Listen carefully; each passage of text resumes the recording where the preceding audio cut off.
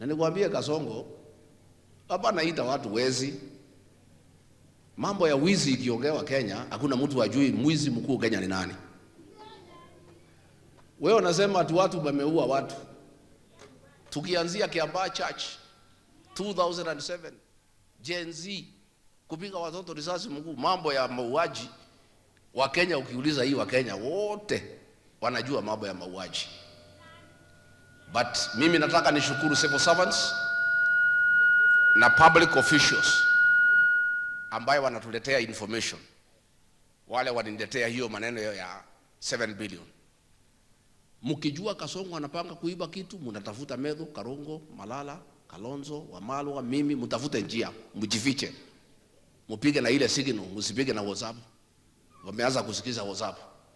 Mtuambie maneno.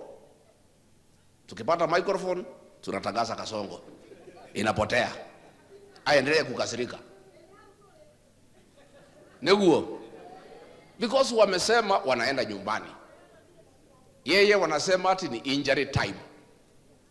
Ati wachukue kila kitu ya Kenya. Mpaka hii Kenya huyu mtu akirudi atauza Kenya.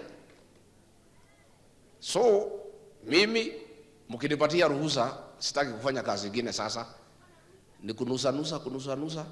Nikisikia kuna kitu amepanga kuiba, natangaza. Na nyinyi mnachukua kelele. Kama leo mawakili, madaktari wamepiga kelele. Mpaka Duale amesema ati Nairobi Hospital ni private. Sasa hiyo Kasongo amewachana naye. Tumeokoa Nairobi Hospital. Amelia